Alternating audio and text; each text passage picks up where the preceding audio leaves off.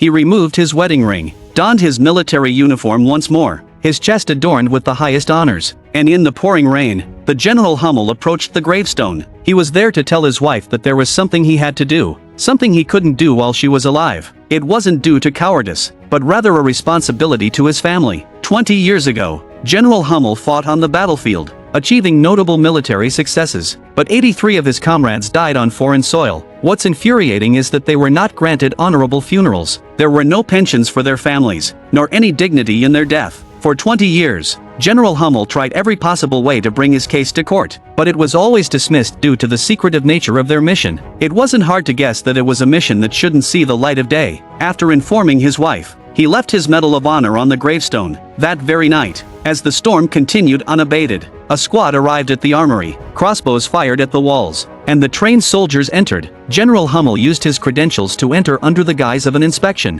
while the squad concealed themselves in various corners, silently taking down the guards. They acquired access passes and, under the guise of a routine check, infiltrated the secret warehouse, aiming to retrieve 16 VX bombs. During the operation, one bomb fell and a green sphere broke open. General Hummel quickly ordered a retreat, commanding his men to lock the door immediately. Even though one of their comrades was still inside, they had no choice but to leave him. Otherwise, they would all die there. You've probably heard of Alcatraz Island, now a tourist hotspot. Historically, there were 14 escape attempts from this prison, none of which successfully reached the shore, but they didn't know that an accident was about to happen. Visitors could experience the cells and feel the terror of the worst prison, but this time was different from the past. General Hummel's men landed on the island one by one, turning it into their command center. As time passed slowly, the tourists gradually realized that they had actually become hostages.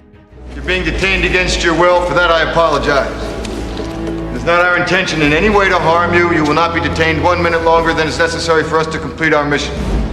General Hummel held a meeting with everyone present, including comrades from the Vietnam War, subordinates from the Persian Gulf War, and a captain he was working with for the first time. These were no ordinary men. All were battle-hardened veterans. General Hummel told them that this operation would be seen as treason, possibly resulting in the death penalty. But history would vindicate them. They planned to use the hostages and VX warheads to demand a ransom, planning to evacuate within 48 hours. If the mission went smoothly, their destination would be a country without an extradition treaty, where each person would receive $1 million in payment. But they could never set foot on their homeland again.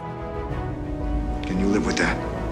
Yes, sir! At 7:40 a.m., FBI Director Womack received a call. Womack canceled all meetings and then contacted the Pentagon. 81 hostages were held on Alcatraz. General Hummel had stolen 15 VX missiles. They reviewed General Hummel's file. He had served in multiple countries, earning 3 Purple Hearts, 2 Silver Stars, and a Congressional Medal of Honor. Truly a legendary hero. General Hummel made a call. The conference room was filled with many of his acquaintances. After exchanging pleasantries, he got straight to the point. 20 years ago, under General Hummel's command, 83 Marines sacrificed their lives for their country, and their families received no compensation or medals, nor did the military conduct a funeral. General Hummel now demanded that $100 million be transferred from the Red Sea Trading Company to his specified account. Out of this money, the families of the 83 soldiers would each receive $1 million, and General Hummel would distribute the rest properly. The Red Sea Trading Company is an underground fund for illegal military sales by the Pentagon, a top secret even unknown to FBI Director Womack. If they didn't receive the money, they would start by blowing up San Francisco Bay within 40 hours. A VX explosion could kill 70 to 80,000 people. A teaspoon of the gas dropped on the ground would kill every living thing within 100 yards. Realizing the gravity of the situation, they first needed to find a top-notch chemical expert. Goodspeed, vacationing with his fiancée, received a call from the FBI. He had 10 minutes to come downstairs and head to San Francisco for a mission.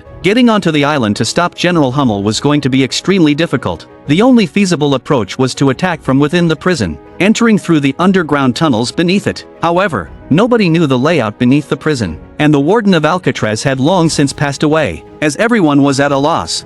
Only the older generation knew of someone who could help, and after a discussion between 2 old men, it seemed they had no choice but to use him. He was Mason, a top-tier escape artist who had successfully broken out of high-security prisons multiple times, including Alcatraz. He alone was familiar with the infrastructure beneath the island. San Francisco was shrouded in fog, overseeing every move on Alcatraz. To stop General Hummel, they first had to figure out a way to get onto the island. Mason had been locked up for 30 years. The officers hoped Mason would help. In exchange for his cooperation, they would pardon his crimes. But Mason was skeptical. Knowing Alcatraz had become a tourist attraction, Mason agreed to help, but he demanded a suite at the Fairmont Hotel. The officer, suspecting Mason of scheming, tossed a coin to him, making him choose, help them or go back to prison. Goodspeed realized the urgency. There was less than a day left. Then Goodspeed went in to negotiate. As a chemist with the FBI, Goodspeed had no airs about him and agreed to all of Mason's demands. He had the guards unshackle Mason and even provided a pardon document. Agreeing to Mason's request for the Fairmont Hotel suite, Mason agreed to the plan. After Goodspeed left, Mason picked up the coin. Meanwhile, outside, as a few discussed, Womack tore up the pardon agreement, clearly playing Mason. At that moment, Womack, why am I not surprised, you piece of shit?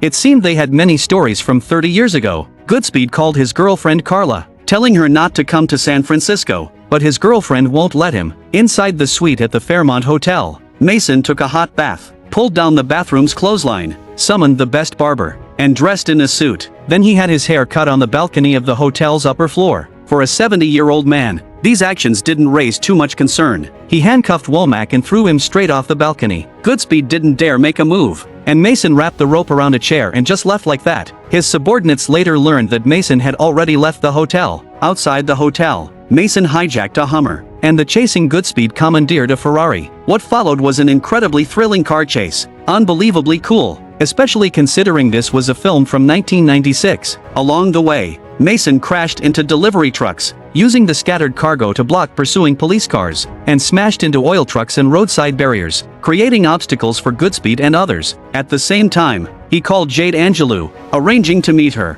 and courteously made way for an elderly lady, showing his underlying decency. However, he unexpectedly crashes into a moving car, causing a huge explosion. Goodspeed's Ferrari was wrecked in the chaos, and he subsequently lost track of Mason. Goodspeed found out that Mason had a family and followed his daughter, Jade Angelou, who was accompanied by a friend to meet her father, whom she had never met. Jade was not even born when Mason was incarcerated. She had heard about Mason from her mother, so she knew he had been in prison all this while. Although they had never met, he missed his daughter dearly and assured her that he was not a bad person. Just then, the sound of police sirens filled the air, and even though time was short, he felt a moment of happiness. She was unaware of her father's crimes, and just as she was feeling disillusioned about him, Goodspeed stepped forward. He explained that Mason was working with them, helping to avert a deadly crisis. Mason couldn't believe it, and Goodspeed really gave him face. Then the operation started. Mason looked at the useless maps and told Womack that the map was in his head. It seemed Mason had to go, and Goodspeed had to accompany him, even though he couldn't swim and started vomiting before even getting into the water. However, he was more worried about his pregnant girlfriend. His superior told him to focus on the mission, and they would bring Carla to the command center. At the White House, they reported a system issue with the transfer of funds, but General Hummel was not worried. He knew that once the time was up, he would blow up half of San Francisco. The operation officially began. A squad accompanied Mason and Goodspeed. Mason was to lead the way, and Goodspeed was in charge of disabling the bombs. After defusing the poison gas missiles, they were to launch a green flare to wait for rescue. They flew close to the sea surface and dived into the water not far from the island. As the plane's approach to the island was still detected by General Hummel, he had his men patrol the island. Mason, having escaped from Alcatraz 30 years ago, vividly remembered the escape route. They entered through a damaged barbed wire and surfaced beneath the island. The command center monitored their every move, but entering the island was the real challenge. The underground was fortified everywhere. They had to figure out how to open the main gate. Looking at the flames below, deadly obstacles were not just one. If sprayed, Mason would turn into charcoal. Then Mason lay down sideways, and everyone watched, astounded. At least they didn't see Mason fail. On the other side, after searching half the island with no response from the sensors, time slowly passed, and the group suddenly realized Mason must have slipped away. But just then, the sound of the iron gate opening was heard, and they entered the tunnel, following Mason's route without the enemy noticing. Mason was happy, definitely better than being in prison. He joked with Goodspeed, glad that he was old now, as it would be dangerous if he were younger and still in prison. Entering the tunnel again, they quickly reached beneath the bathrooms. They were to enter from here, but unfortunately, General Hummel had installed laser sensors everywhere. Even though the squad used prisms to reflect them, they still triggered the internal vibration sensors, and their presence was discovered. Hummel's men surrounded the area, while those below were oblivious, leading to a standoff between the two groups. General Hummel urged them to lay down their weapons and think of their brothers in arms. But the sergeant, much like the general once was, stood firm, ready to shed blood for his country. They all knew that if gunfire broke out, everyone would be doomed. As the argument escalated, Captain Fry whispered to his comrades, wanting to eliminate the SEAL team. As a rock fell, the battle began. Guns blazed from above and below, with only General Hummel shouting for his men to cease fire, as this was not what he wanted to see. From their advantageous position, Hummel's men quickly wiped out the entire squad. In the tunnel, the sole surviving soldier tried to climb up to join his comrades in battle, even if it meant total annihilation. Soon, his body fell back into the tunnel, leaving only Mason and Goodspeed on the island. Mason unloaded his weapon and walked towards the tunnel. Back at headquarters, they realized the mission had failed. But Womack, who knew Mason, asserted that as long as Mason was there, the mission wasn't over. Though once enemies, he knew Mason's capabilities. Headquarters contacted Goodspeed, and to keep Mason motivated, Goodspeed revealed everything. He was a chemical weapons expert, and their adversary, General Hummel, possessed 15 deadly VX gas bombs. If the money wasn't transferred, half of San Francisco would face a catastrophic fate. Goodspeed's girlfriend was there, and Mason's daughter lived in San Francisco. Goodspeed could disarm the bombs, but he needed Mason's help. Meanwhile, Hummel's men discovered the dead soldiers were weaponless, indicating there were survivors from the recent battle. General Hummel ordered a continued patrol, and they soon located them. Bombs were thrown into the sewer, turning them into cornered rats as explosions blocked every exit. After escaping, Mason led the way to the morgue, where they encountered a soldier. Mason struck first, as another battle ensued. Goodspeed spotted the VX gas missiles and repeatedly instructed Mason not to shoot at the missiles. During the fight, Mason had to shoot from below. A soldier was hit, readying everyone for a collective demise. Just then, Mason shot the air conditioner overhead and the soldier was brutally smashed to death. As he disarmed the bomb, he explained the missile's dangers. If a missile falls, they'll both die here. The poison attacks the nervous system, causing muscle contractions, difficulty breathing, and ultimately, a painful death. Goodspeed removed the navigation chip, ensuring the missiles would not launch. The morgue fell silent, indicating to General Hummel that something had gone wrong. They removed several chips amidst gunfire and escaped. They boarded a rail car, with several soldiers in hot pursuit. At the end of the rail, Goodspeed grabbed onto a water trough while Mason fell beneath the track. Soon, the enemy approached. Mason hid below, spraying gasoline and then setting a soldier on fire. After disarming him, he let the soldier fall into the water. The enemies discovered the trick and threw grenades into the trough. The battle continued. Mason ingeniously eliminated several well-equipped soldiers, but he was old and struggled in close combat with the soldiers. At that moment, Goodspeed fired the critical shots. Goodspeed couldn't understand why Mason remained so calm in danger. Mason revealed that he had undergone rigorous training with the British intelligence service. Only then did Goodspeed learn that Mason had been a British agent. With only 8 hours left until the deadline, the plan above was to delay as long as possible. If it came to the last moment, they were prepared to blow up the entire Alcatraz island, suggesting that the real villains were the politicians above. General Hummel brought out hostages, announcing across Alcatraz that if the 12 navigation ships were not handed over, he would start killing hostages one by one. Goodspeed hesitated, but Mason crushed the chips underfoot. Then came a moment of sheer coolness from the old friend. He walked alone past the 81 hostages in captivity and approached General Hummel. Meanwhile, Goodspeed found another missile. General Hummel could not have anticipated that his opponent would be older than him. Curious about the old man, Mason introduced himself as belonging to the British Royal Special Forces, having been imprisoned on Alcatraz and having escaped, which is why he was involved in this matter. While Goodspeed had disarmed a missile, he was discovered by the enemy. General Hummel ordered that they be brought back alive, initiating a pursuit. Like before, Goodspeed smashed the navigation ships. Soon, both Goodspeed and Mason were imprisoned. With 2 missiles left, General Hummel's plan remained unaffected. The two of them couldn't stop talking in their cell, especially Goodspeed. While Mason kept busy, he tore sheets into strips, recounting why he was imprisoned 30 years ago. It was because of a roll of film. If he handed over the film, those people would surely kill Mason. Goodspeed then realized a question. 30 years ago, Mason could navigate the tunnels expertly, even passing through steam engines. Goodspeed wanted to know how Mason first escaped from the cell.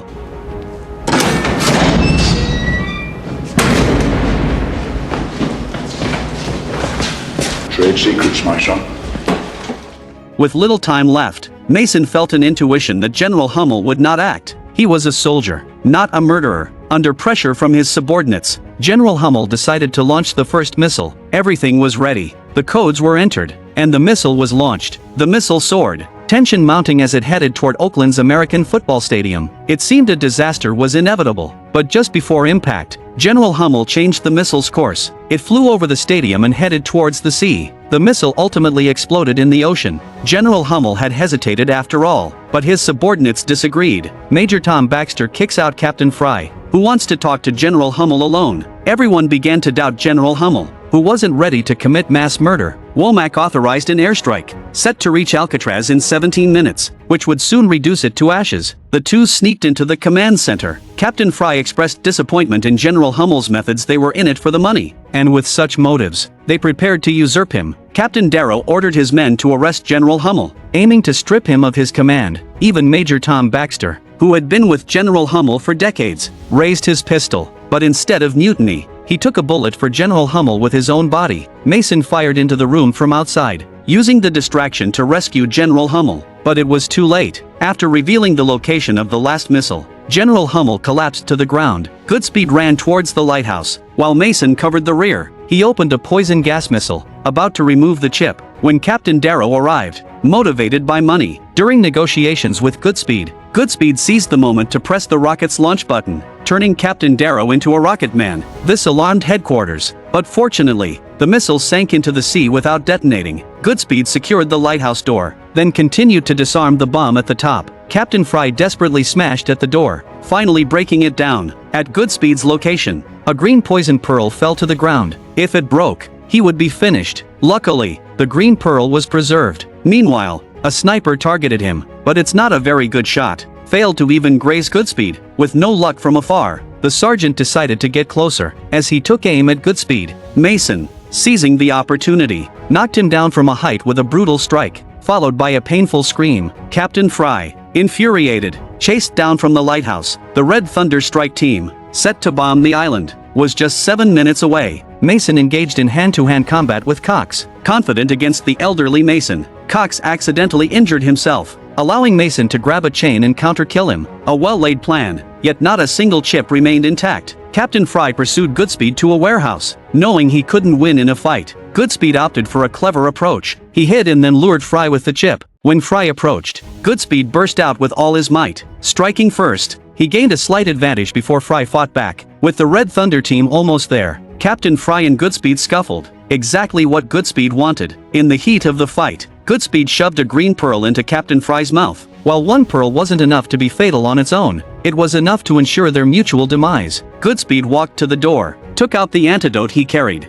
and injected himself just as Captain Fry lay dying on the ground, convulsing before falling silent. The Red Thunder team was about to arrive, and bombs were seconds away from dropping. Regaining consciousness, Goodspeed quickly retrieved a flare. Staggering outside, he knelt as the fighters prepared overhead and everyone counted down. Just then, a bomb exploded on the island, blasting Goodspeed into the sea, his girlfriend weeping in the command center. News came from the jets that the prison was intact. Only the rear part of the island was destroyed. Mason reached the sea's edge, pulling Goodspeed out of the water, his girlfriend crying in a corner. Headquarters kept trying to reach Goodspeed, finally getting a signal. Goodspeed reported the successful completion of the mission. When Womack asked about Mason's whereabouts, Goodspeed falsely claimed Mason had died. Goodspeed then told Mason about some money he had stashed in a hotel, urging Mason to leave quickly. In gratitude, Mason revealed a shocking secret about his imprisonment 30 years ago. Afterward, he and his wife held a wedding and drove off on a road trip. They arrived at a church Mason had mentioned, where they found something Mason had hidden 30 years ago, a film canister with a monumental secret. The movie ends on their honeymoon.